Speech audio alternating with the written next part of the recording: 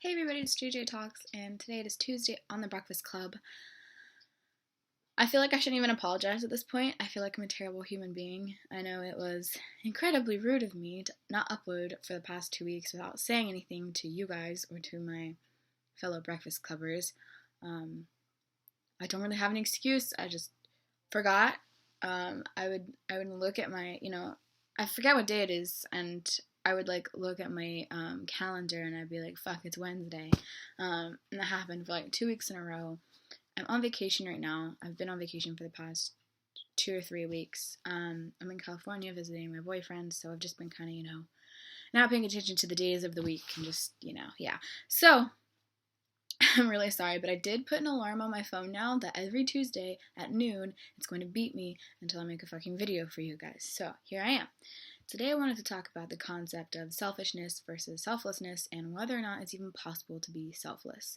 This is something I don't really have an answer to, and I'd really be interested in hearing you guys' opinions in the comments or the opinions of my fellow Breakfast Clubbers on videos, whatever you want to do. So, I took a class in high school, my senior year. It was called Senior Synthesis, and it was essentially our theology class for the year. I went to a Catholic school, so every year we had a different theology class, and this one was really interesting because it was our senior year, so it was kind of like incorporating everything we'd already learned over the past few years, and reading different, philosophy books and religious texts, a lot of Joseph Campbell, and it was just really interesting and a fun class. And one thing we talked about was the impossibility of selflessness, and I thought it was interesting, and it's so pessimistic to say, but I feel like it's kind of true. So there are different types of selfishness. There's direct types and indirect types, and super indirect types. So, for example, if you come home and there's one cookie left in the pantry and your sibling wants it and you want it and you take it for yourself, that's a pretty direct form of selfishness, right? You're taking things you want. If you were to leave the cookie and let your sibling have it, it's kind of an indirect form of selfishness because you are leaving it for them because you'll feel bad. If you don't, you'll feel guilty, and because you want to and you want their reaction, maybe you're want to make their day, but it's still for you, right? For example, if someone gives a homeless man all of their food,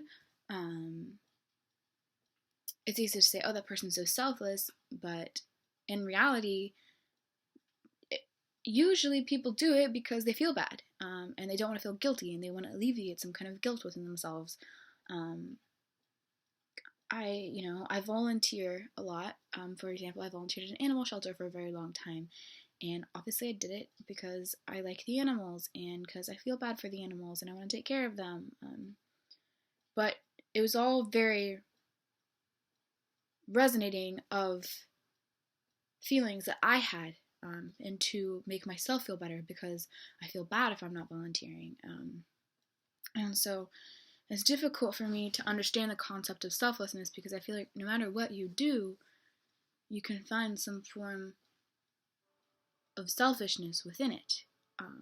My teacher in this class said that, obviously he's Catholic, he said that maybe Mother Teresa is one example of someone who is selfless. And I was like, I don't think so. I don't even think she's an example of someone who's selfless, because if you are working to help people to fulfill your faith, and to fulfill your purpose, it's still for you. No matter what you do, it's for you. Even self-sacrifice, people who would, die for their families still because they would rather do that than live without their family member gone. It's always for you, everything that you do. I can't think of a situation in which it can't be spun into you're doing it for yourself. Whether it be directly because it's something you want superficially, tangibly, like you want food, you want money, you want whatever, or if it's to alleviate feelings of guilt, like the homeless thing, for example. It's easy to say, oh, that person's so selfless because, they gave this homeless person money, but they probably did it so they wouldn't feel like shit for the rest of the day, and ultimately it's for themselves. So those are some thoughts I have on this, and I was just wondering if you guys had any, because it'd be interesting to hear from you guys. So I will see you next week. I promise. I love you guys, and I hope you have a fantastic day.